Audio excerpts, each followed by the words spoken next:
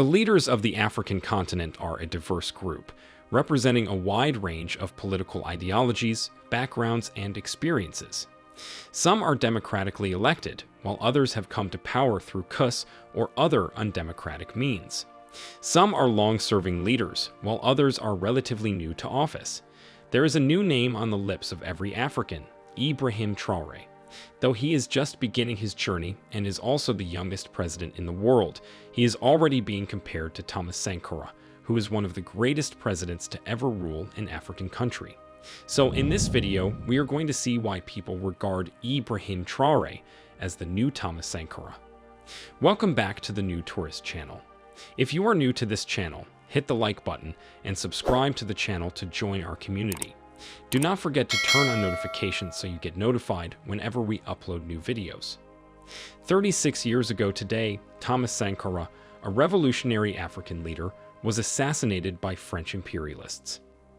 Sankara's revolutionary programs for African self-reliance made him an icon to many of Africa's poverty-stricken nations, and Sankara remained popular with a considerable majority of his country's citizens, though some of his policies were criticized. Sankara drove out French imperialism from Burkina Faso, withdrew from IMF, and made the country non-reliant on foreign aid. He was assassinated in a coup led by his close ally, Blaise Compaoré, supported by French imperialists. As far as African leadership goes, Sankara is considered a legend as compared to other African leaders. Sankara viewed himself as a revolutionary and took inspiration from figures like Jerry Rawlings, the military dictator of Ghana, and Cuba's Fidel Castro and Che Guevara.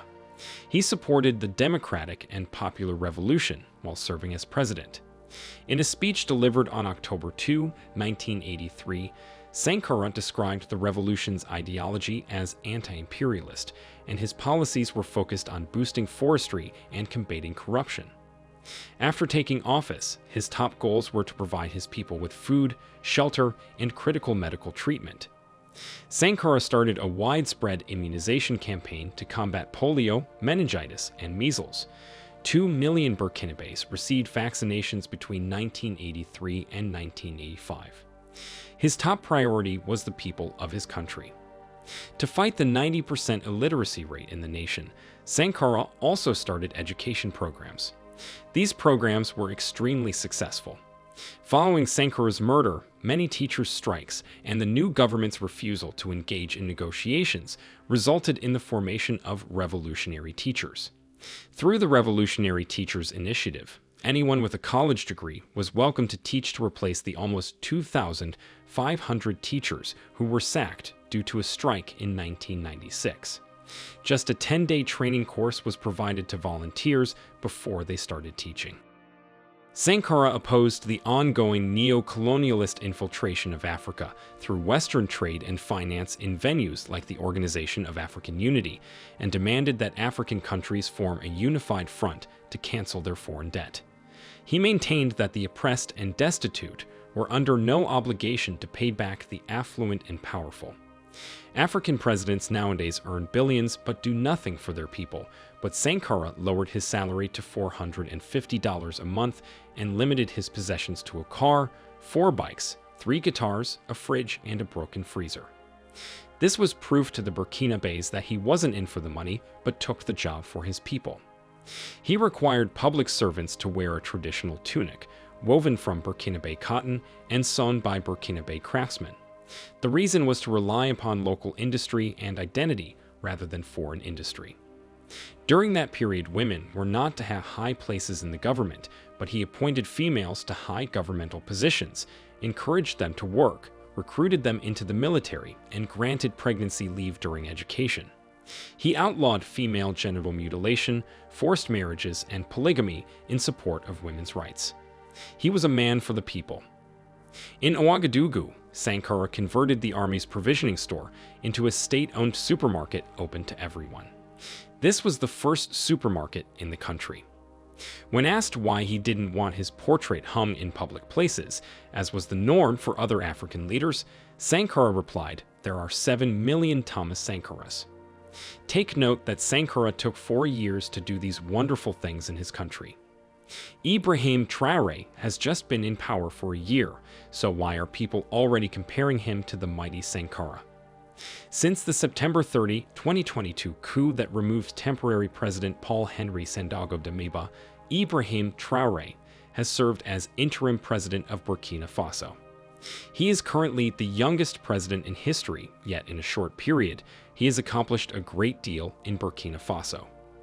Traore has continued to act in the same enigmatic and formal manner that made him famous before he became president. He has carefully endeavored to show himself as a proper war leader and has maintained tight control over his communication, maybe to prevent the negative public perception of his forerunners. Pro-government propaganda has grown throughout his reign in both Burkinabe traditional media and social media. In the short time that President Ibrahim Traore has been in power, he and his cabinet have demonstrated profound admiration for Thomas Sankara. Sankara, along with the 12 other revolutionaries who were assassinated alongside him, was given proper burials at the Thomas Sankara Memorial Site on February 23, 2023. Shortly after his appointment, Traore's Prime Minister Guillaume de Tambela's first action was to call for a lowering of the president's and various ministers' salaries.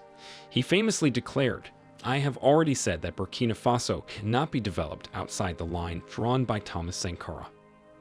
With unwavering determination, President Traore has undertaken ambitious projects to connect regions. Despite the threats to security posed by terrorism, Captain Traore values Burkina Faso's development greatly. The realities of the job being done on the ground make it quite evident how much progress was made quickly. The roads were formerly hazardous, narrow, and in poor condition. But because of Captain Ibrahim Traore's dedication, this reality has undergone a significant adjustment. In just a year, over 70 kilometers of roads have been built, and others are currently under construction to facilitate transportation within the framework of economic development, along with bridges to ease river crossings. The construction of the new Ouagadougou airport is a major project that is being undertaken by the government of Burkina Faso under the leadership of President Ibrahim Traore. Traore's administration secured loans totaling $61.8 million from the West African Development Bank and the ECOWAS Bank for this project. The new airport is expected to have a significant impact on the economy of Burkina Faso. It will make it easier for people and goods to move into and out of the country, and it is expected to attract new businesses and investment. The airport will also create jobs and opportunities for people in Burkina Faso. Ibrahim Traore has also announced several programs to support multiple forms of entrepreneurship in the country. These programs include the Startup Burkina Faso program, which provides funding and support to startups in Burkina Faso and has helped to launch over 100 startups so far. The Young Entrepreneurship program provides training and support to young people who are interested in starting their own businesses. The program has helped to start over 1,000 businesses in the country already.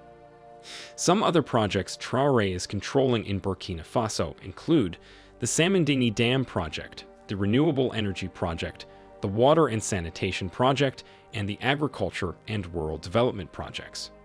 We have a video on our channel that talks of the 7 mega projects of Ibrahim Traore. A link has been attached to this video. Make sure you watch it to get a clearer picture. French troops helping to quell the insurgency in the country were evacuated from Burkina Faso by Traore's administration in February 2023. In order to create relationships where everyone benefits, he then proclaimed that he wanted to look at new opportunities. He did this to aid Burkina Faso's efforts to diversify its foreign alliances. Despite all that Ibrahim Traore is doing, some people still want him out. A confirmed coup attempt was thwarted on September 26, 2023, according to a statement made on state television by Burkina Faso's intelligence and security forces. The country's military prosecutor later said that 4 people had been arrested and 2 were on the run. We can all see what Traore is trying to do in Burkina Faso. Thomas Sankara did quite a lot during his time, and Traore is yet to level up. However, Traore has only been in power for 1 year, and he's been doing a lot too. The hope for all Burkinabés is that Traore makes an impact on the country like Sankara did. We have come to the end of this video. Do you think Ibrahim Traore will match what Thomas Sankara did? Or he is going to do even a lot more? Let us know what you think in the comments. Do not forget to like this video and subscribe to the New Tourist channel. Also, turn on notifications so you get notified whenever we upload videos like this. Thanks for watching and see you in our next video.